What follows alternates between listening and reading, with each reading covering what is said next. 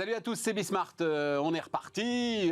Une nouvelle émission de débat autour de. Alors, on va dire deux grandes thématiques. Bon, d'abord, quand même, on va solder, j'en sais rien. Oui, je pense quand même, à un moment. L'ensemble de cette histoire des retraites, etc. Mais enfin, il y a quand même beaucoup de questions. Et puis, Bertrand Martineau est là. Donc, à chaque fois, je m'appuie sur lui pour tout un tas de questions autour du climat social, du monde du travail. Et puis, l'autre grande thématique, et là, c'est pour notre autre invité que je gardais ça de côté quand même, c'est la crise financière. Il paraît que, alors on n'a pas le jour exact, mais juillet 2023, le 12 ou le 14, je ne sais pas, à 17h. Non, il y a un doute sur juillet-août. Non, mais alors, je ne sais pas si vous avez suivi ça d'ailleurs, parce que, et c'est... Quelque part, c'est un peu triste pour lui-même, c'est-à-dire que Jacques Attali, quand même, représentait quelque chose, et donc, visiblement, maintenant, moins. Mais en tout cas, il écrit, il n'est pas le seul à l'écrire, c'est pour ça que ça m'intéresse quand même. Il écrit qu'on est au bord d'une crise financière majeure, mais vraiment au bord. Voilà. Donc, voilà, on va parler de tout ça. C'est parti, c'est Bismart.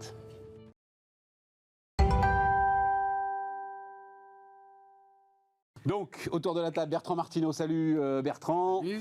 Conseiller emploi pour travail social, syndical, pour l'Institut Montaigne. Wilfried Galland. Salut Wilfried. Stéphane. Stratégiste Montpensier Finance. Bon, alors d'abord, question très ouverte, pas encore monde du travail, etc. et tout. Mais en fait, je dois vous dire, c'est la posture que j'ai prise en fait depuis quelques jours. Et on a beau dire à un moment quand même, Emmanuel Macron, il a un certain talent. La phrase, c'est pas les casseroles qui font avancer la France.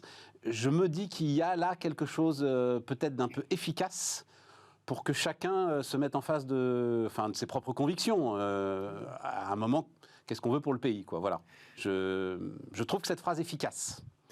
Ouais, moi ce qui me... En gros, est-ce que quand même, pardon, Wilfried, je précise la question, la réaction qui m'a un peu surprise d'Elisabeth Borne au soir de la décision du Conseil constitutionnel, il n'y a ni vainqueur ni vaincu. Tu comprends qu'elle veut essayer de passer de la pommade à ceux qui sont quand même bel et bien vaincus, mais il y a un vainqueur, qu'on le veuille ou non, le président de la République, il y a des institutions qui font preuve de leur solidité, et il y a des vaincus.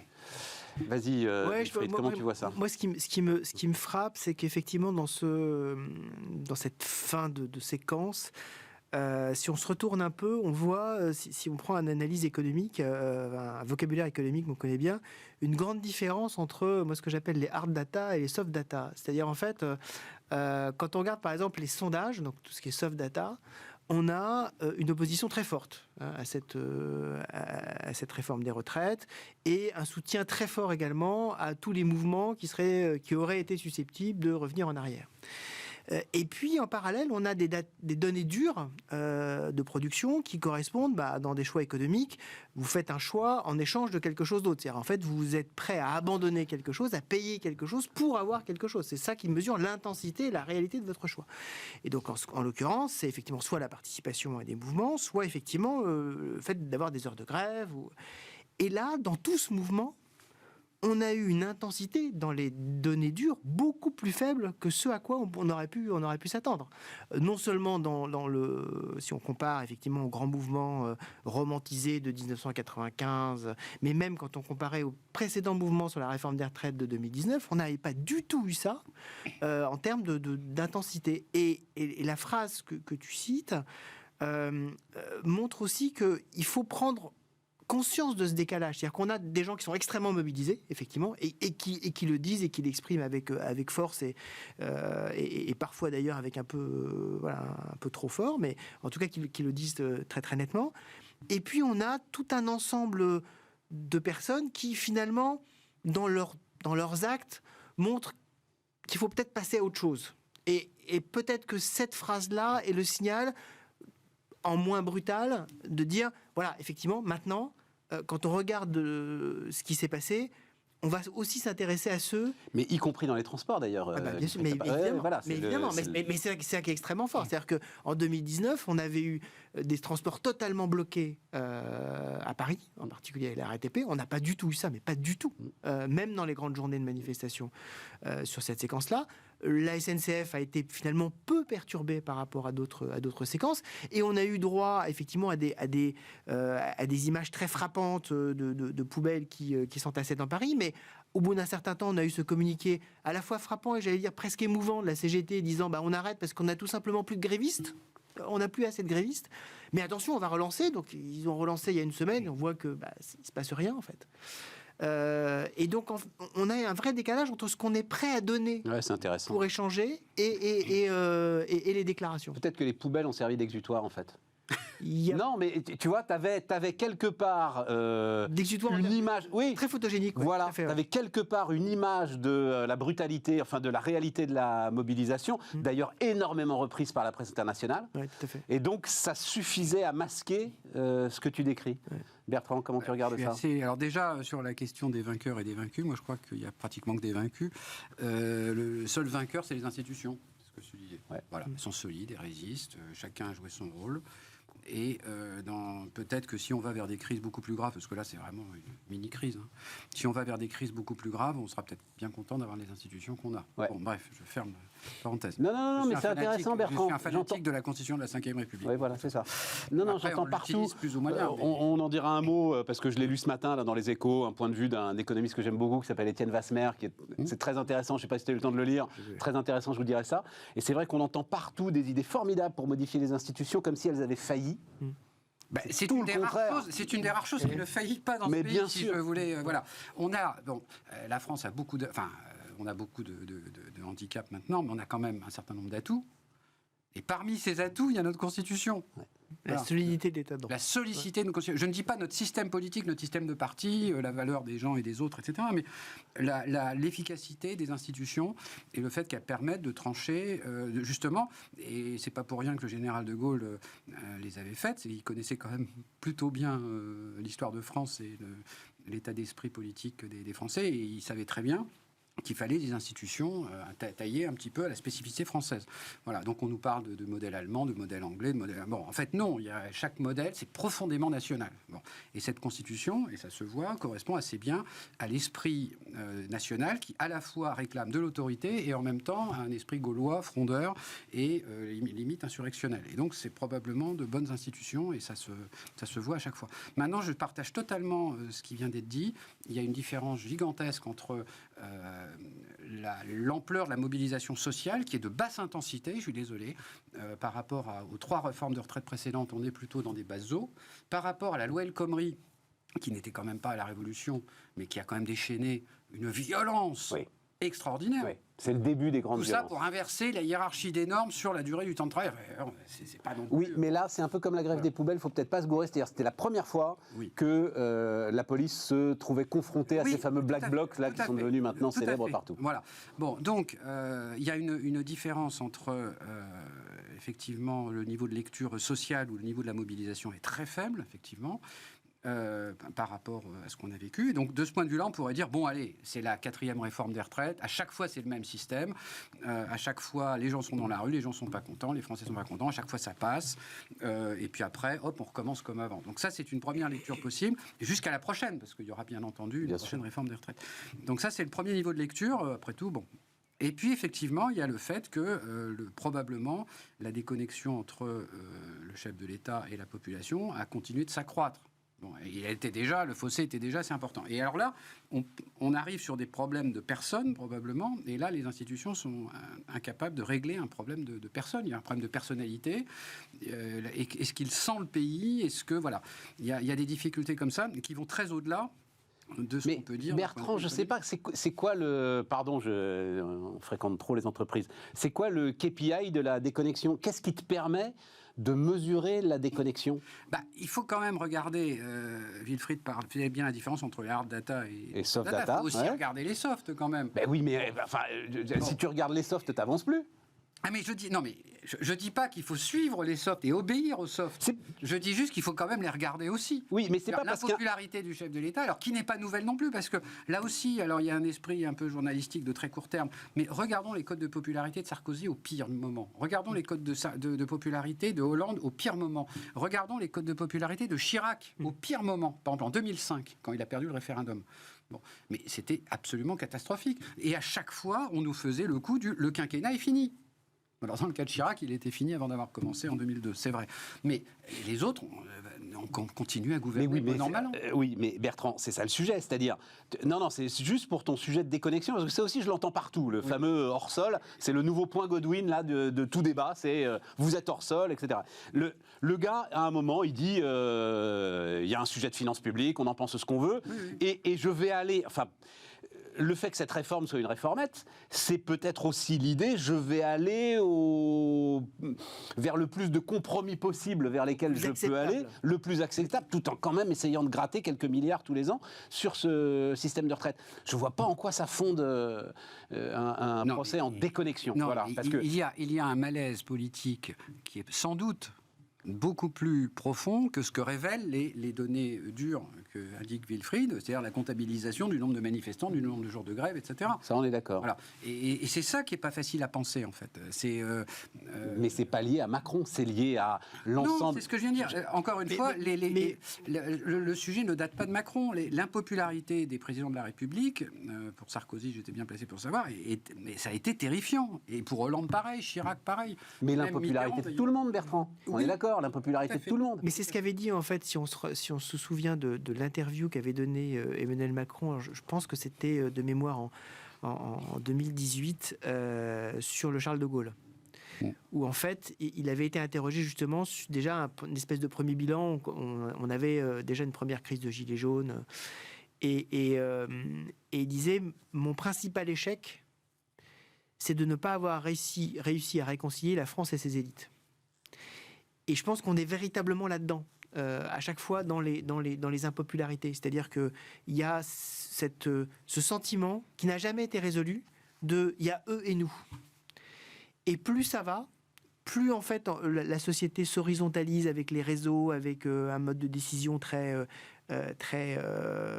immédiat, plus ce mode de fonctionnement des institutions qui est très vertical, et qui est identifié à un certain élitisme français, plus c'est compliqué. Qu'est-ce que tu as de moins vertical comme système de gouvernement à partir du moment où tu as une France en crise profonde? Mais complètement.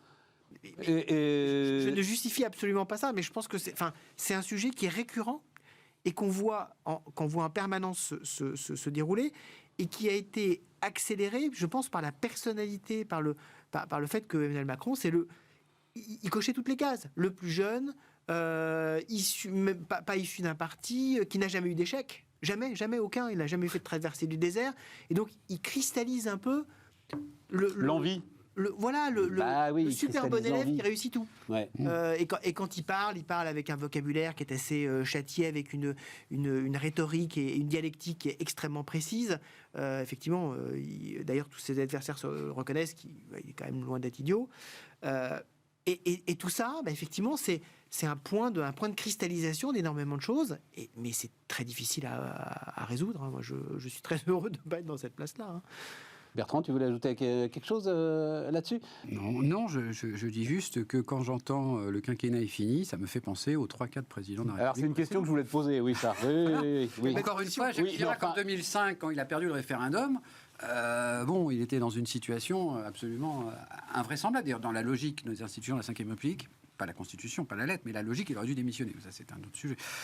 Ça, il n'y a aucun doute là-dessus. Mais c'est lequel, déjà, je dois dire, je suis perdu, 2005 Sur la Constitution européenne. D'accord. C'est pas Maastricht, c'est celui d'après. Non, juste avant le traité de Lisbonne. D'accord. Voilà, exactement. Alors, donc voilà, à chaque fois, on nous fait le coup du président dont le quinquennat est terminé, il ne pourra plus réformer. En l'occurrence, comme tu l'as dit très justement, pour Chirac, il l'était dès le début, de toute façon. Oui. C'est peut-être pour ça aussi, on l'a tellement dit pour Macron, que c'est peut-être pour ça qu'il a tenu absolument à taper du poing sur la table et à dire non, je vais avancer. C'était quoi tes autres références ? Hollande, oui, il y a eu El Khomri et derrière, qu'est-ce qu'il y a eu derrière El Khomri ? Pas grand-chose. Non, même avant, enfin, on a l'impression que voilà. Et pourtant, et ça ne porte pas forcément, c'est c'est pas forcément une opinion positive que j'ai de leur action. Enfin, ils ont continué à faire des choses. Enfin, l'État ne s'est pas arrêté. Non, l'État s'est pas arrêté, mais regarde, donc rentrons sur le... Ah oui, donc sur son allocution là et sur ce qu'il met en avant. Hein, allocution ChatGPT avait dit, j'avais raté ça, mais Sophie Binet dit c'était tellement ça. Allocution ChatGPT, c'était tellement le recensement de tout ce qui avait pu être dit. Voilà, c'est ça, cadré. Améliorer les revenus des salariés, faire progresser les carrières, mieux partager les richesses, trouver des solutions à l'usure professionnelle. Bertrand, c'est des mots vides de sens. Alors, c'est des mots valises. C'est des mots valises, il n'y a rien dedans. Derrière, il y a un certain nombre de choses techniques. Par exemple, France Travail. Alors, vas-y, raconte-moi France Travail. Bon, c'est très technique. Non, c'est pas très technique, c'est mobilisation par bassin d'emploi. En gros, c'est l'amélioration de la synergie entre les différentes composantes du service public de l'emploi. Voilà, une fois qu'on a dit ça. Voilà, non, mais c'est un levier efficace ou c'est finalement refaire Pôle emploi. Hein, fusion, on l'a oublié, Unédic et... Non, c'est... Comment ça s'appelait, mon Dieu ? Les ACIDIC. Et l'Unédic, les ACIDIC. ACIDIC, ACIDIC et ANPE, oui, c'est ça. Et ANPE, voilà, c'est ANPE que je cherchais. Oui, d'accord. Donc, est-ce que c'est quelque chose d'aussi efficace ou donc, c'est-à-dire qui ne change pas grand-chose fondamentalement à la donne ? Si, quand même, la fusion a quand même simplifié énormément de choses, à la fois pour le chômeur, puis en termes de force de frappe globale du système, en termes de mobilisation du nombre de conseillers, ça a permis de dégager quand même des forces supplémentaires pour accompagner les salariés, quand même, pas les chômeurs. Non, globalement, ça a été une... Et France Travail, c'est une étape supplémentaire, alors ? Oui, alors beaucoup moins importante, probablement, enfin, qui aura beaucoup moins d'effets. Et puis surtout, on reste toujours dans le jeu du service public de l'emploi, c'est-à-dire qu'on ne va toujours pas chercher des opérateurs privés qui participeraient au service public de l'emploi. On reste entre Pôle emploi, les missions locales, les Cap emploi, etc. Ça ne sort pas du petit univers service public de l'emploi au sens restreint, en fait. Les opérateurs privés, ce seraient qui, les opérateurs privés ? Des entreprises de travail temporaire le font très bien. Toutes les boîtes d'outplacement pourraient s'occuper de chômeurs. Ouais, voilà, c'est ça. Tous ceux qui s'occupent des cadres, d'abord, tous ceux qui s'occupent. Non, et tous ceux qui s'occupent des plans sociaux aussi. Ouais, c'est ça. Donc les Randstad, Alixio, etc. Enfin, l'ensemble de l'outplacement. Voilà. Ensuite, il pourrait y avoir des protocoles, des critères de qualité, etc. Mais il faudrait mobiliser ces gens-là qui ont un maillage territorial extraordinaire et puis qui connaissent les entreprises. J'ose dire même peut-être mieux que les conseillers de Pôle emploi. Ouais. C'est pas une insulte de dire ça. Voilà. Donc, je pense on reste petit bras sur le. Oui, mais c'est pour ça. Mais oui, mais c'est ce qui va dans le sens du quinquennat fini. C'est-à-dire, tu regardes donc dans ta loi travail, tu as France Travail, ok. Tu as, je sais pas si on a déjà parlé ça ensemble, ramener au travail les bénéficiaires du RSA. Oui, mais là on est dans le curseur aussi. Ce qui est quand même une ânerie. Non, mais c'est une ânerie, on est d'accord, Bertrand. Ça dépend ce qu'on appelle activité. S'il s'agit de les obliger à faire un certain nombre de... Non. Les gars, ils vont aller tondre la pelouse sur les ronds-points. Non, mais si c'est ça s'appelle des contrats aidés. Et fort heureusement, d'ailleurs, ça a été une des grandes réussites de la politique de l'emploi. Les contrats aidés non marchands ont été quasiment éradiqués. Et regardez, le chômage a baissé. C'est amusant. C'est ce que disaient tous les économistes. Bon, comme quoi, des fois, on raconte pas que des bêtises. Bon, donc s'il s'agit de reconstituer des contrats aidés, évidemment, c'est une catastrophe. Mais c'est pas ça l'idée, apparemment. C'est de les obliger à faire un certain nombre d'actes d'insertion ou de formation. Ne serait-ce que de s'inscrire sur une plateforme, de faire des actes positifs et répétés de recherche d'emploi, de se faire contrôler, etc. Donc, c'est le bon sens. C'est-à-dire leur imposer... Mais c'est le bon sens, mais il n'y a pas les gens autour pour les encadrer, Bertrand. Des gars qui sont au RSA, qui sont éloignés de l'emploi depuis 2 ans. Il y a ce que tu vas aller d'abord, il y a ce sujet-là, mais puis aussi un sujet, c'est que c'est pas une révolution parce que c'est juste l'application de la loi. Contrairement à ce que pensent beaucoup de personnes, le RSA, comme son prédécesseur, le RMI, n'est pas un minimum universel au sens économique. C'est une allocation en contrepartie d'efforts d'insertion. Et on oublie toujours, évidemment, cette contrepartie. C'est pas un revenu universel. C'est un filet de sécurité, mais en contrepartie d'efforts d'insertion. Donc en fait, ce dont parle le président de la République, c'est juste des modalités d'application d'une loi qui n'a jamais été véritablement appliquée. Sauf que non. c'est un revenu universel, en fait. Je suis d'accord avec toi. C'est sur le devenu. texte. C'est revenu. C'est d'ailleurs Et beaucoup de gens le croient. tu pourras pas changer ça. Tu n'as pas nombre d'allocataires au RSA, ça m'échappe. Mais enfin bon, bref, plus d'1 million de toute façon.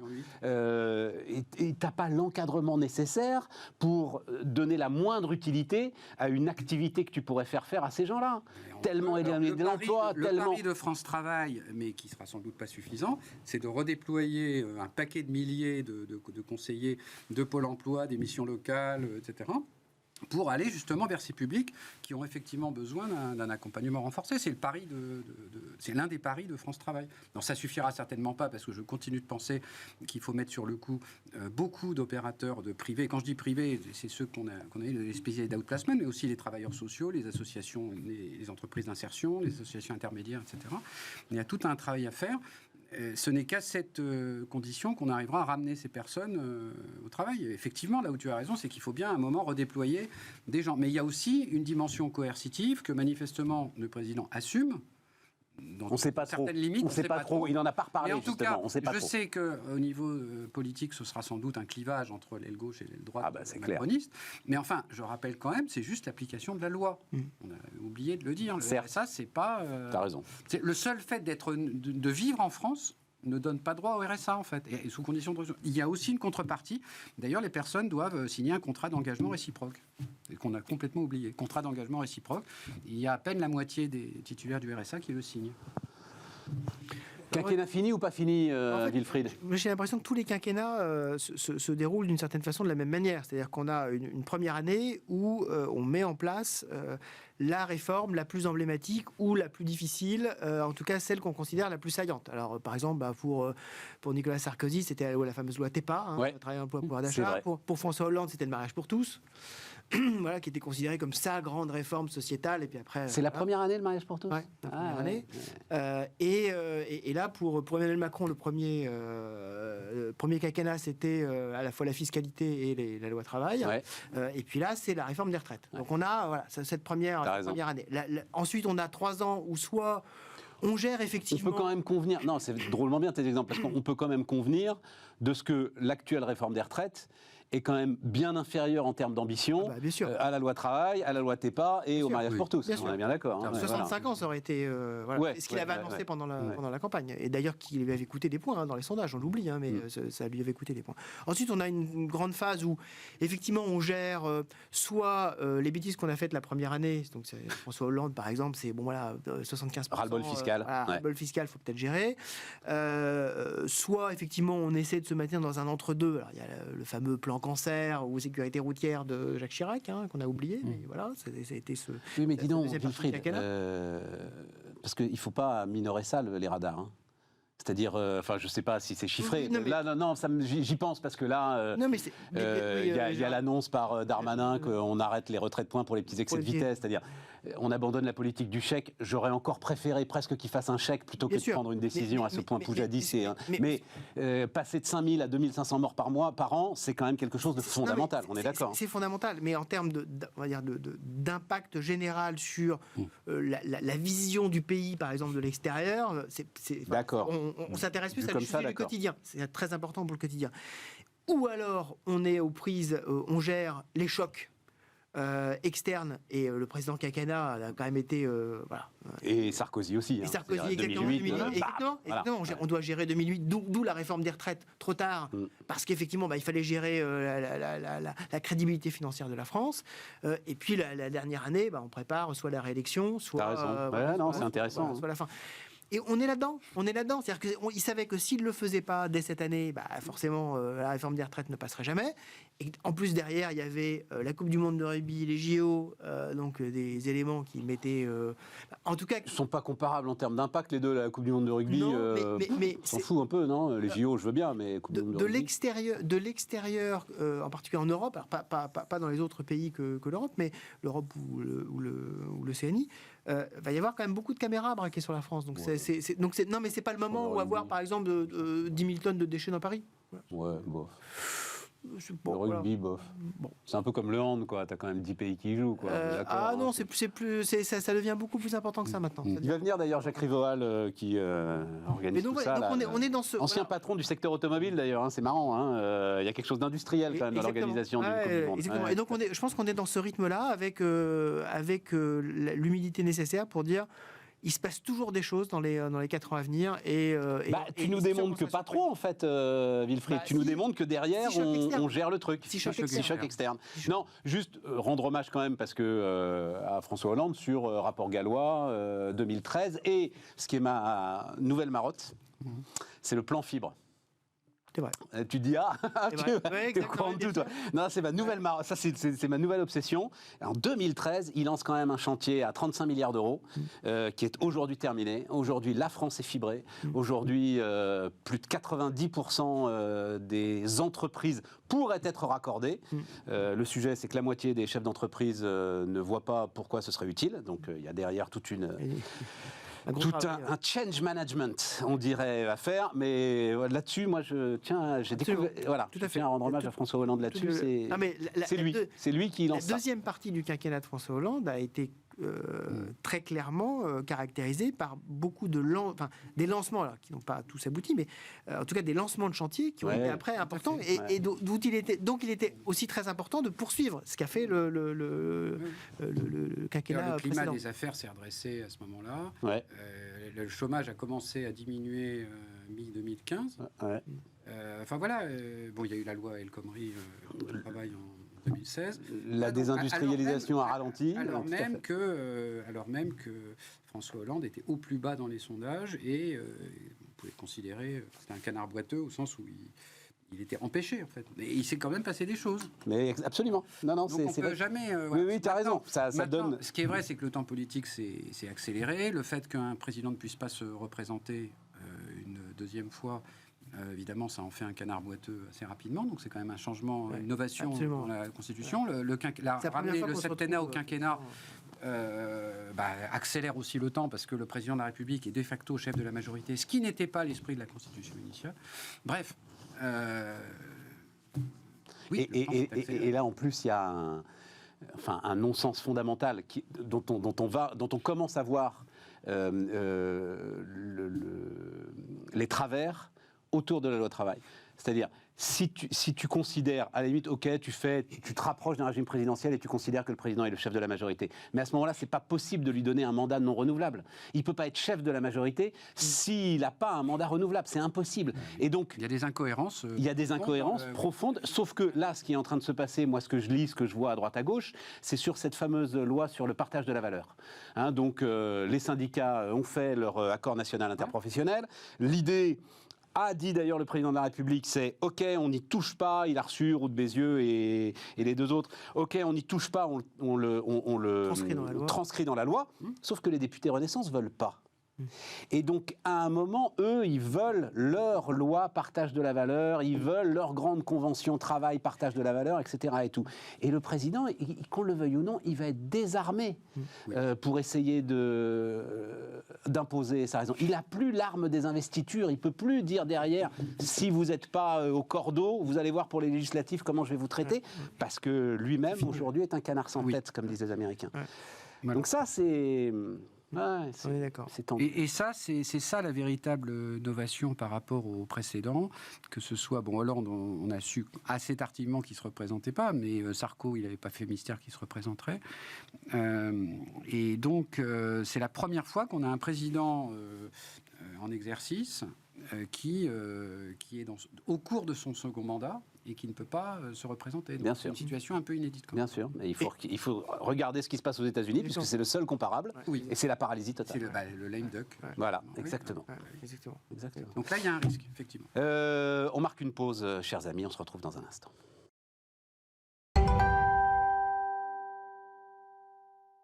On repart. Les syndicats.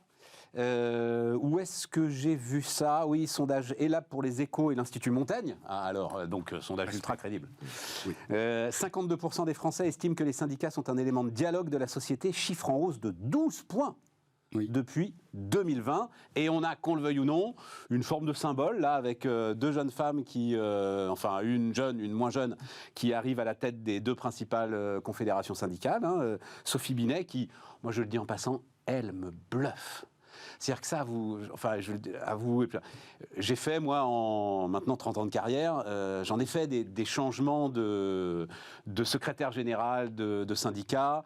À chaque fois, quand même, c'est quand même compliqué de trouver un positionnement. Enfin, vous quittez... Alors, la chance qu'elle a peut-être, c'est que Philippe Martinez n'a jamais été le king des plateaux. Voilà. Mais quand même, je trouve qu'elle a une capacité à tout de suite, elle a une capacité à tout de suite rentrer dans le jeu. Non, mais même Laurent Berger. Laurent Berger qui succédait à François Chérec, c'est ça. Oui, qui est décédé. Les 2 premières années avaient été compliquées, avaient été difficiles, etc. Là, elle a une capacité. Enfin bon, bref. Donc on a 2 jeunes femmes comme ça qui rentrent, qui vont représenter les forces syndicales. Je ne sais pas, est-ce que ça change quelque chose, Wilfried? Moi, j'en ai la conviction qu'il y a peut-être un moment syndical. C'est, encore une fois, je fais la pub de la lettre confidentielle, elle l'est de moins en moins, heureusement d'ailleurs, de la lettre de Bismarck, j'en fais mon édito de la semaine. Il y a peut-être un moment syndical à jouer. Ce qui est sûr, c'est qu'on a beaucoup de changements de tête là, en ce moment, entre la CFDT, la CGT, le MEDEF qui change également. Ça rebat les cartes. Parce qu'on sait que les relations interpersonnelles jouent, peut-être pas autant, mais en tout cas jouent également par rapport au positionnement des uns et des autres.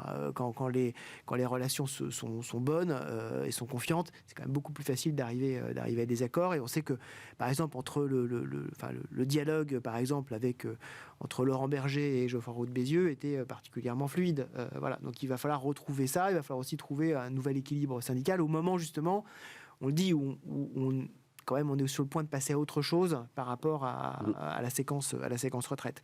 Après, toute la question qui va se poser quand même au syndicat, c'est de nouveau, c'est soft data, hard data. C'est super. Donc vraiment, on a une confiance dans les syndicats. 10,8% des salariés. Oui, mais ça, c'est à nous de nous prendre en main. Nous, salariés, nous, indépendants, nous, chefs d'entreprise. Oui, mais Stéphane, la question quand même profondément, c'est le décalage entre l'opinion qui est très fortement asséné de « j'ai confiance et c'est un élément important du dialogue social » et donc finalement j'y vais pas. Parce qu'effectivement, il y a des contreparties à être membre d'un syndicat. Ça veut dire qu'effectivement... T'as même pas besoin d'être membre. Sarkozy nous a donné toutes les armes, il suffit d'aller voter. Juste ça. Va voter. 3%, le taux de participation. Exactement, mais même le vote n'est pas... Et donc là, effectivement, on saura véritablement s'il y a quelque chose qui s'enclenche, si on a des taux de participation aux élections professionnelles qui montent et des taux, pardon d'insister, mais quand même des taux de syndicalisation qui remontent réellement, parce que vous avez besoin de bataillons. Vous avez besoin de montrer que vous représentez plus que les grands réservoirs traditionnels de la fonction publique qu'on connaît tous. Si ce n'est pas le cas, ça va être quand même très compliqué au moment justement où il y a tous les dialogues qui s'enclenchent sur les différentes sortes de légitimité sociale, démocratique. À un moment que vous représentez 10% des salariés, dont beaucoup moins que ça dans les grandes entreprises et surtout les petites entreprises privées, votre légitimité elle est quand même relativement faible pour parler à un moment. Donc il va falloir enclencher les hard data par rapport au soft. Bertrand. Oui, alors moi je mets pas autant d'accent sur le nombre d'adhérents. C'est-à-dire, bon, c'est un élément de puissance parmi d'autres. Je suis d'accord. Mais comme les partis politiques, voilà, finalement. Et je relativise aussi, surtout dans le contexte actuel où il n'y a pas beaucoup de grains à moudre pour le niveau interprofessionnel. Qu'est-ce que vous pouvez négocier sur les salaires au niveau interprofessionnel aujourd'hui ? Qu'est-ce que vous pouvez négocier sur l'usure professionnelle au niveau interprofessionnel ? Qu'est-ce que vous pouvez négocier sur la qualité de vie au travail au niveau interprofessionnel ? Tout ça, ça ne peut être que des textes extrêmement éthérés. Ce que tu appelles, non, juste pour préciser, ce que tu appelles niveau interprofessionnel, c'est la grand-messe. Voilà. La grand-messe, voilà. Toutes les branches. La grand-messe. Ça fait quand même de très, très, très, très nombreuses années qu'il n'y a pas eu d'accord national interprofessionnel qui change vraiment la donne sur le marché du travail ou sur la condition des salariés dans ce pays. Quand même, tout vient de la loi, quand même.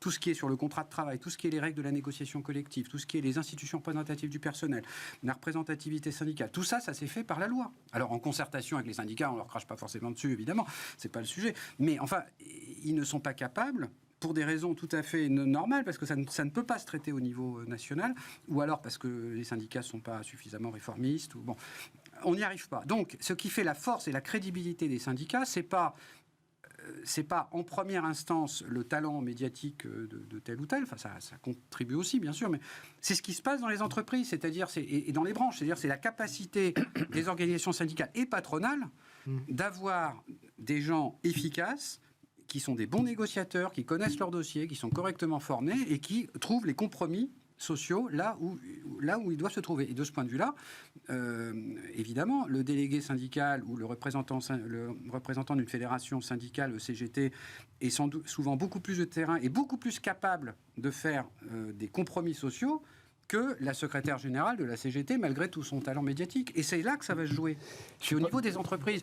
Et la bataille que doivent mener les syndicats, c'est être présents dans les entreprises et montrer qu'ils sont capables de faire des compromis intéressants pour les salariés. Ils le sont, Bertrand. Ils le sont, c'est toi-même qui me l'as décrit. Ça dépend des secteurs économiques. Il y a des secteurs où c'est le Moyen-Âge en termes de dialogue social, il faut quand même le dire. Oui, mais il y a quand même beaucoup de secteurs où ils le sont, où ils signent des accords. À la métallurgie, par exemple, c'est remarquable. Je suis désolé, mais je suis pas du tout d'accord. C'est-à-dire que je pense que le levier pour qu'il y ait enfin participation... Sarkozy nous a donné les moyens d'avoir des élections professionnelles, représentatives, qui, dans l'entreprise, donnent une vraie représentation des syndicats.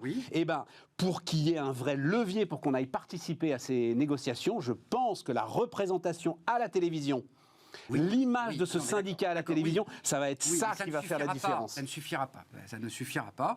Mais ça peut enclencher quelque chose. J'ai caricaturé. C'est important d'avoir... Non, mais surtout que c'est une profonde rupture. Enfin, moi, vraiment, j'ai été frappé. Là, puis je peux le dire, on s'en fout, mais sa première réponse... Donc, Sophie Binet, elle se retrouve dans sa première manif.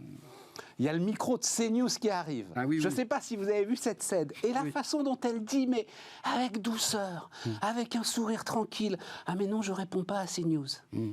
Mais jamais un homme syndicaliste serait tout de suite été violent, brutal à la Mélenchon. Et donc, forcément, ça repousse tous ceux qui...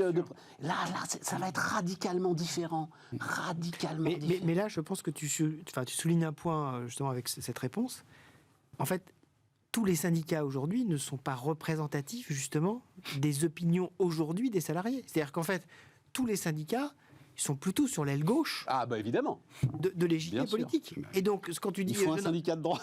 Non, mais quand tu dis je réponds pas à ces... Non, mais quand tu dis je réponds pas à ces news, quels sont les salariés, les syndicalistes qui spontanément vont dire ah oui, avec plaisir, ces news. Or, ça représente une partie importante je dirais pas jusqu'à importante, mais bon. Non, mais ça représente une partie du monde du travail. Ouais, une partie. Et donc, ça, effectivement, je pense que ce sujet-là devra probablement, à un moment donné, revenir sur la table. Comment est-ce qu'on fait en sorte que tout le monde puisse s'identifier davantage à une offre syndicale qui est quand même très figée aujourd'hui? Il y a des pays où il y a des syndicats de droite, Bertrand? Il y a surtout des pays où il y a des syndicats qui ne font pas de politique.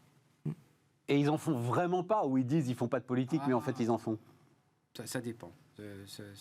Ils sont proches des partis de gauche, donc non, proches des partis de droite, ça n'existe pas. C'est ça quand même. Hein. Mais il y a quand même beaucoup de pays où les syndicats tiennent vraiment à leur indépendance. D'ailleurs, dans le cas de la France... C'est le cas d'IG Metall en Allemagne, mais par exemple le syndicat Verdi en Allemagne, enfin en tout cas c'est les souvenirs que j'avais moi, le syndicat des services, il est vraiment très orienté à gauche, quoi, clairement. Oui, effectivement. Mais la France, ils sont marqués à gauche, mais ils ne sont pas liés institutionnellement à des partis. Enfin, plus maintenant. La CGT n'est plus liée institutionnellement à un parti. Bon, donc, je ne pense pas que ce soit le fond du problème. Je crois encore les victoires syndicales se gagnent sur le terrain, dans les entreprises, dans les branches. Et il y a encore beaucoup trop d'entreprises où il n'y a pas de dialogue social par manque de négociateurs, voilà. Puis il y a beaucoup de branches professionnelles où le dialogue social n'est pas très bon par manque de qualité des négociateurs. Est-ce que tu as écrit un point de vue dans les Échos sur les reconversions professionnelles qui m'a beaucoup intéressé, j'ai appris plein de trucs. Alors juste je le dis d'un mot parce que l'histoire de la contribution de Lalande par exemple, je ne savais pas ça. Donc j'ai lu ça aussi, ça n'a rien à voir avec la reconversion professionnelle, hein, mais l'idée qu'effectivement c'est très intéressant dans la mécanique, les économistes face aux bonnes idées. Tiens, on va mettre une taxe sur les entreprises qui licencient les seniors. Résultat des courses, j'embauche plus un gars à 50 ans parce que si je dois m'en débarrasser à 52 ou à 53 ans, je vais payer la taxe. Oui. Ouais, bien sûr. C'est intéressant. Hein. C'est super intéressant. Super intéressant. Donc effectivement, je ne sais plus qui disait, il faut absolument, je crois que je me demande... C'est si Gilles Berset. C'est Gilles Berset, voilà, qui a écrit ça. Voilà, absolument, très intéressant. Oui, Et toi, c'est sur le sujet des reconversions professionnelles. Et en gros, tu dis, donc le compte personnel de formation et pas du tout l'outil Non, ça, c'est taillé pour, non, mais pour deux raisons. la reconversion professionnelle. D'abord, le compte personnel de formation, au bout de 10 ans, vous avez accumulé 5 000 euros. Donc, 5 000 euros, avec ça, effectivement, vous pouvez vous financer les 3/4 d'une formation un peu lourde, qui dure 800 heures, par exemple, 800-900 heures. Ouais. Bon. Donc déjà, il faut y mettre de sa poche. Et puis surtout, qui va vous rémunérer pendant ces 800-900 heures ? Il faut que ce soit votre patron qui accepte. C'est pas évident. Surtout dans une petite entreprise, vous ne faites pas partir comme ça la personne. C'est ça, parce qu'on parle d'une vraie Bien sûr. reconversion Donc, professionnelle. Il ne s'agit pas de cours d'anglais Le entre midi et CPF deux. n'est pas fait pour les reconversions. Il est là pour avoir des compétences complémentaires, des compétences aussi dans des domaines un peu de soft skills, mais pas de reconversion véritablement. Il n'a pas été fait pour ça et voilà. Or, c'est ça l'enjeu, là. C'est pas le seul. C'est pas le seul. C'est pas le seul, mais c'est un enjeu. En gros, toute la loi, et y compris la dimension financière, d'ailleurs, de la loi Pénicaud de 2018 sur la réforme de la formation et de l'apprentissage, a été mis sur l'apprentissage. C'est le focus qui a été mis. On y a mis 6 milliards d'euros supplémentaires. Voilà.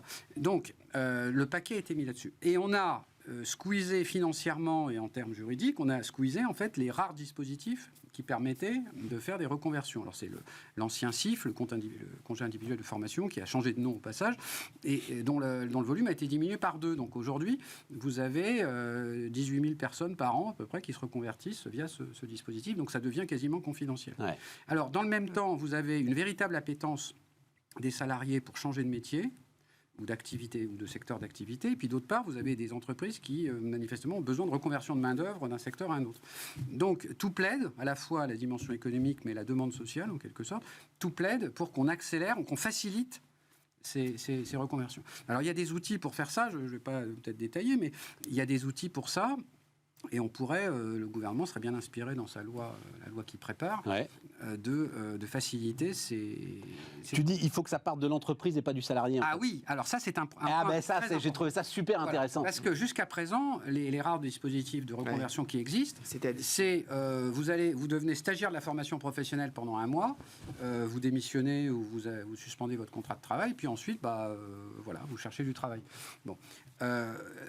D'expérience, ce type de choses, de reconversion, ne peut fonctionner que si vous avez une promesse d'embauche à la sortie par un employeur identifié qui éventuellement va vous former chez lui. Voilà. En alternance. Ouais. C'est comme ça que ça marche. Or, le système, il est fabriqué à l'envers. Ouais. Puisque les financements reposent forcément sur l'entreprise source, qui n'a évidemment aucun... Je prends le cas d'une entreprise... Elle veut juste que le mec se barre, l'entreprise source. Je prends le cas d'une entreprise de, de nettoyage. Bon, je ne vois vraiment pas pourquoi elle formerait massivement des aides-soignants. En plus, elle n'aura pas de soutien de sa branche, parce que la branche ne reconnaît pas, dans les financements mutualisés, ne reconnaît pas les formations d'aides-soignants, parce que ce n'est pas dans la branche du nettoyage. Et donc, ça ne peut pas marcher. Ouais.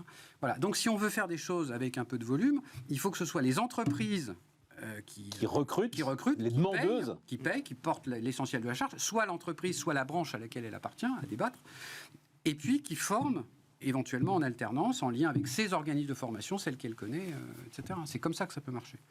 Voilà. Donc là, il y a un enjeu qui n'est pas négligeable. Et donc, effectivement, le fait que France Travail prévoit un interlocuteur privilégié pour chaque entreprise, ça peut être... Ah non, c'est un détail. Ah, parce que je me disais, après avoir lu, j'ai vu ça, je me disais, tiens, c'est peut-être pas mal, en fait. Ça ne répond pas au sujet. Si, ça répond au sujet. Il va identifier... Cette personne ne va pas être spécialiste des reconversions professionnelles, il ne connaîtra pas forcément bien le marché du travail, il ne connaîtra pas les dispositifs de formation. Puis de toute façon, ces dispositifs de formation n'existent pas. Le gars de France Travail, j'espère bien qu'il connaîtra les dispositifs de formation. Ce dont je parlais... Non, mais attendez. Son travail, quoi. Sinon, il faut le former. Là, ce dont je parlais, c'était des salariés en reconversion. Qu'un chômeur se reconvertisse, c'est quelque chose qui n'est pas aberrant, enfin qui n'est pas extraordinaire. Bien sûr. Beaucoup de chômeurs se reconvertissent. Bon, en revanche, là, je parlais des salariés. C'est pour eux qu'il n'existe rien. Les chômeurs ont la possibilité de faire, par exemple, un contrat de professionnalisation. Donc, c'est une formation d'alternance directement chez une entreprise qui embauche. Oui, mais si le gars de France Travail, il est dans l'entreprise demandeuse, il va pouvoir avoir quand même le mindset de dire s'occupe que des allons chômeurs. chercher. Mais il s'occupe que des chômeurs. Il va Ah, pas jumeler ouais, des entreprises. oui, d'accord, il je va comprends. pas... Ouais, d'accord, mais d'accord. Non, mais non. Ce que les cabinets d'outplacement, eux, pourraient faire. Oui, par exemple. Oui, par exemple. Oui. Ouais, d'accord. Bah oui. Je vois. Évidemment. Mais oui, parce qu'en gros, Bien. qu'est-ce qui se passe maintenant? Une entreprise appelle une entreprise de travail temporaire. Très souvent, maintenant, elle ne lui demande pas je voudrais 15 soudeurs en intérim. Je veux recruter en CDI 15 soudeurs, aidez-moi. Ouais. Et la boîte d'intérim, non seulement elle va les recruter, elle va essayer de les former. Et c'est toute une ingénierie qui se met en place. Ouais, elle dit même Pas pour je l'emploi veux qui va recruter faire. 15 personnes et je vais en faire des soudeurs. Mais oui, Alors, on en oui, est là. voilà, c'est On ça. en est là. Ouais, Et je on en peux est là, même voilà. apprendre un an parce que c'est ça. Voilà. Bien. Bon, on a fait le tour. Encore un truc à dire sur Ah non, je pense cet que- ensemble. Non, mais même au-delà, ensemble politique. Non, j'ai pas cité Éric Ciotti, mais c'est parce que je suis tombé de ma chaise quand j'ai entendu Éric Ciotti, c'était vendredi soir, dire et maintenant il faut que les salaires augmentent. Non, donc nous avons là la porte grande ouverte au fameux syndicat de droite. Dont nous Voilà. parlons. Ah ouais. Voilà. Non mais Ah non, mais avec Voilà. une droite comme ça, t'as pas besoin de gauche, hein, t'es tranquille. Hein, on va dire pour être dans Oh la là litote là que là la là. droite française se cherche. Voilà. Elle se cherche. Le On même, espère parce qu'elle que va se trouver assez vite quand même. Je l'ai vérifié au début de la semaine, j'avais un doute, mais le même, il continue à avoir la flat tax à 15% dans son programme. Hein, donc, Ah oui. Non, c'est Jean-Claude Van Damme dans la pub entre les deux camions, là. Hein. Mais, Et c'est une situation désagréable. mais c'est vrai que quand on imagine Éric Ciotti, après on a des choses en tête. Et voilà. Donc il faut que la droite française se trouve assez vite, oui. Mais on en a besoin pour nos équilibres, on en parlait, nos équilibres démocratiques, notre façon de fonctionner dans nos institutions. On a besoin d'une droite républicaine classique qui soit solide sur ses bases. Aujourd'hui, on a l'impression que ça n'est pas le cas. Et donc, plus qu'une impression d'ailleurs. Et donc, il faut absolument que les choses se stabilisent assez vite parce que nos institutions ne sont pas faites pour fonctionner comme ça. On a consacré un bon quart d'heure hier avec notre ami Jean-Pierre Petit à l'Italie. Oui. Donc sur ces performances boursières absolument exceptionnelles, j'ai découvert ça, mais sur aussi l'alchimie de Giorgia Meloni et la capacité qu'elle a eue en fait à fédérer les droites face à une droite, on va dire un centre droit. Ouais. Complètement effondré et de recréer une droite. Elle a eu qu'à ramasser le truc et à faire ce qui est quand même une forme de sans faute.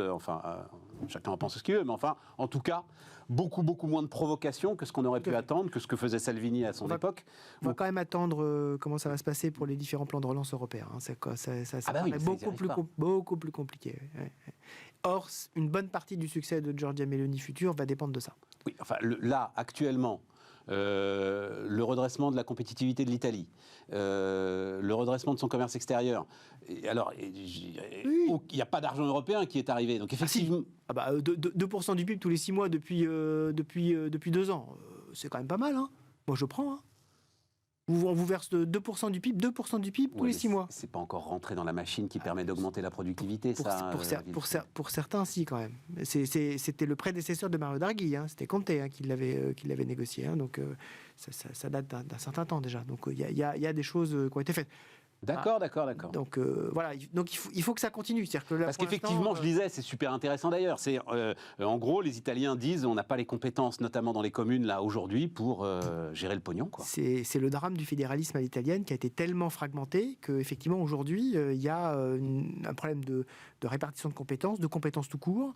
Comment est-ce que je fais pour justement tout simplement densifier et améliorer les infrastructures dont j'ai besoin. Et effectivement, il va falloir le faire assez rapidement parce que là, on a eu les fruits rapides et mûrs de programmes qui ont été mis en place et à juste titre et très bien. Et Giorgia Meloni en profite et c'est remarquable. Et elle est arrivée à stabiliser la situation politique italienne. C'était pas un mince exploit. Ouais. Mais maintenant, il faut aller au-delà. Ouais. Et les, je pense, prochaines années seront probablement un petit peu plus compliquées quand même. Honneur aux fonctionnaires territoriaux, dis donc.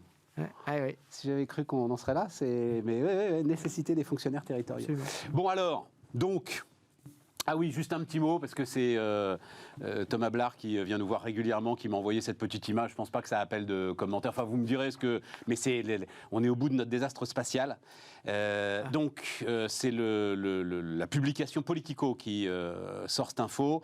La Commission européenne va se tourner vers SpaceX pour finir de lancer le programme de satellite Galileo, qui était quand même une de nos sacrées fiertés, qui doit être une fierté d'ailleurs, européenne, devant donc la paralysie quasi totale du système Ariane. Et donc, le premier lancement de SpaceX, c'est février 2006, et pour une première mise en orbite en 2009, 30 ans après Ariane 1. Et voilà, je trouve qu'il y avait là, qu'on le veuille ou non, une image Une espèce de symbole. Ouais, voilà. Ouais. De ce qu'à un moment, quelque part dans les années 80, l'Europe s'est arrêtée, quoi. Honneur aux fonctionnaires territoriaux et honneur aux ingénieurs qui essaient de travailler ensemble. Honneur aux ingénieurs. Non, mais la façon dont on s'est peut-être endormi, reposé sur nos acquis. Enfin bon, j'en sais rien. Voilà, je sais pas si... Dans un domaine où tout le monde considérait comme étant totalement inabordable pour les entreprises privées, et puis c'est avéré qu'avec un peu d'innovation... c'est beaucoup plus faisable que ce qu'on pensait. C'est-à-dire que SpaceX a régénéré la NASA.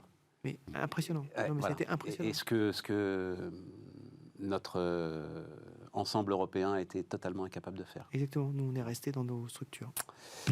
Bertrand, non, rien sur Elon Musk, tout ça, machin. Non, ça t'inspire pas plus que ça. Si, mais ça m'inspire plutôt de l'inquiétude. Enfin, ça t'inspire de l'inquiétude? Pourquoi de l'inquiétude? De l'avenir de l'industrie européenne. Ah oui, d'accord. Ah oui, non, je pensais que c'était Elon Musk. Entre l'automobile chinois et puis le spatial américain. Tu crois pas qu'avec l'automobile chinoise, on nous fait le coup qu'on nous a fait il y a 35 ans avec l'automobile japonaise? Ouais. J'ai été regardé, c'est les mêmes phrases. Ouais, oui, bien sûr. Ouais. Bon, on verra. Tu changes de technologie aussi, donc. Tu changes de technologie. Ouais. La crise financière. Ah. Donc, Jacques Attali attend une crise de grande ampleur dès cet été, probablement. Et si elle est reportée, parce que c'est toujours, j'ai une chance sur deux, comme pour la disparition de l'euro, elle n'en sera... Le même Jacques Attali, je le rappelle, avait dit, il y a une chance sur deux pour que l'euro disparaisse. Avec des engagements comme ça, vous êtes tranquille. Donc, si elle est reportée, elle n'en sera plus tard que plus sévère. Bon, le directeur général de la Banque des règlements internationaux, quand même, qui est lui moins sur la Lune, dit un peu la même chose, date précisant moins. En fait, c'est les effets potentiellement dévastateurs du couple endettement-inflation. Et puis ce matin, dans les Échos, Nouriel Roubini, alors un prophète en son temps de la crise de 2008, dit qu'en gros, les banques sont insolvables. Les banques américaines sont insolvables. Nouriel Roubini, oui, ça fait depuis 2008 qu'il essaie de prédire la nouvelle crise financière. Et un jour, il aura raison. Et un jour, il aura raison. Bon, une fois qu'on a souri, ouais. Est-ce que quand même... il y a un vrai sujet, oui. Il y a un vrai... Voilà, il y a un vrai sujet. Non, il y a un vrai sujet. En fait, on a la conjonction de trois facteurs qui créent, je pense, une situation de risque important. Un endettement très puissant depuis 2008, où on a fait exploser les taux de dette à la fois des États, des entreprises, pas tellement des ménages, mais des États et des entreprises. Une remontée extraordinairement rapide des taux d'intérêt, la plus rapide depuis 40 ans.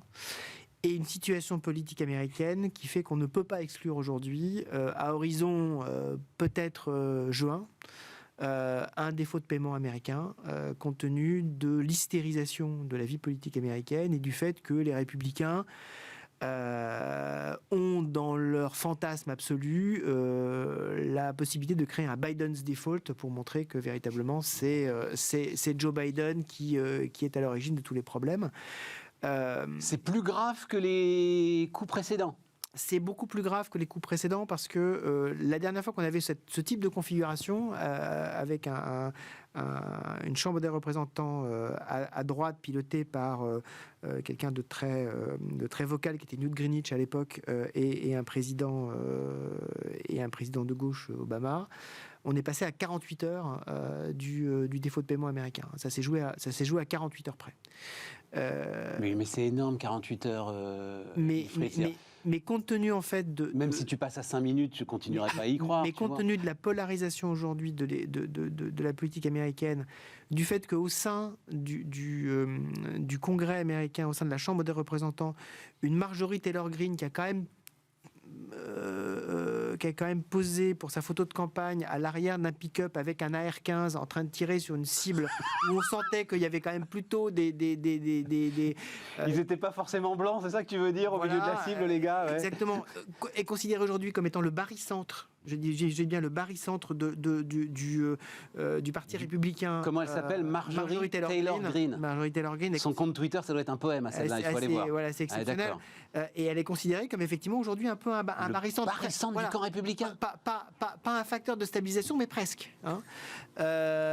Et donc, ça donne quand même une idée de là où on est arrivé en termes de polarisation tellement extrême, du fait que vous avez par exemple, quand vous regardez le site d'un institut qui s'appelle Pew Research, hein, qui fait énormément d'enquêtes justement, voilà. Vous avez aujourd'hui 40% des Américains situés dans un camp ou dans l'autre qui considèrent que l'autre camp, c'est plus des ennemis que des adversaires. 40%, c'est beaucoup, hein. C'est beaucoup. Et or, toutes les institutions, on en parlait sur la partie institutions françaises, toutes les institutions américaines ont été conçues pour fonctionner sur l'esprit du bipartisanisme. Tout à fait.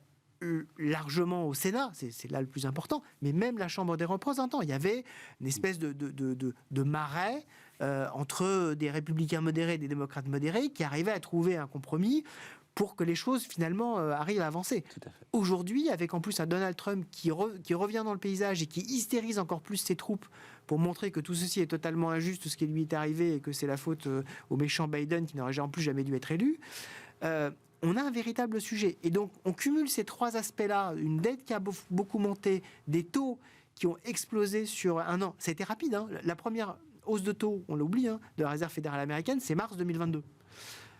Et puis, une situation de la dette américaine qui pourrait nous donner, effectivement, quand vous regardez, par exemple, qui pourrait nous donner des problèmes importants, quand vous regardez, j'en terminerai par là, les instruments pour se couvrir contre un défaut américain, les fameux CDS, qui sont évidemment totalement théoriques, hein, parce qu'un défaut américain, personne ne pourrait payer, hein, évidemment, mais vous avez un instrument qui permet de se couvrir. Aujourd'hui, historiquement, ça vaut à peu près, ça rend à peu près, on va dire, 20-30 points de base, 0,02, 0,3%. Là, à un an, vous êtes déjà à 100 points de base, quasiment. C'est-à-dire que, bon, il y a, voilà, je regardais hier, ça commence à se tendre un peu. Le CDS sur le défaut américain, c'est un rendement d'1% par an aujourd'hui. Voilà, c'est en fait... Autour, quoi, oui, c'est pas aussi simple que ça. C'est pas un produit... c'est pas un produit mais en fait, quand vous comparez le prix, effectivement, vous êtes en train de le faire, ça commence à valoir un peu cher. Se couvrir contre un défaut de dette américaine, ça commence à valoir un peu cher. Et tu mets ça en face du record du CAC 40, Wilfried? En fait, le record du CAC, c'est la relance chinoise. La relance du CAC, c'est la relance. Et donc, en gros, on s'occupera après du défaut américain, quoi. Pour l'instant, on engrange la relance chinoise. On engrange la relance chinoise, on engrange le fait que l'inflation est quand même plutôt en train de baisser, donc ça veut dire que les taux baissent. Il ne faut jamais oublier que dans les actualisations financières, le plus important, c'est les taux. C'est pour ça que je parle beaucoup des taux. C'est-à-dire que quand vous faites numérateur sur dénominateur, le dénominateur, l'impact, il est exponentiel. Le numérateur, l'impact, il est linéaire. Ouais, tout à fait. Donc, le plus important, si vous avez une diminution par 2 de vos taux, même si vous avez une diminution par 2 de vos profits, la valorisation va monter. C'est pas intuitif, mais c'est important. Et donc, tout tient aux taux. Et donc, les taux américains en particulier, et la vision de la dette américaine, ça va bien nous occuper dans les prochaines semaines.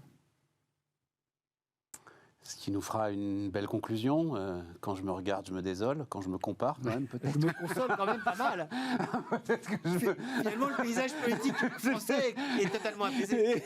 Écoute, mon vieux. Raisonnable. Ah non, mais oui. Marjorie, redonne-moi son nom. Taylor Greene. Marjorie Taylor Greene. Je la recommande. On va aller voir ça. Merci à tous de nous avoir suivis. Demain, Aurélie Planex, évidemment, avec ses invités. Ensuite, on va partir sur une série de rediffusions, mais vous allez voir, c'est passionnant. Et puis, on se retrouve début mai pour revenir en direct et pour continuer nos débats. Bonne soirée à vous.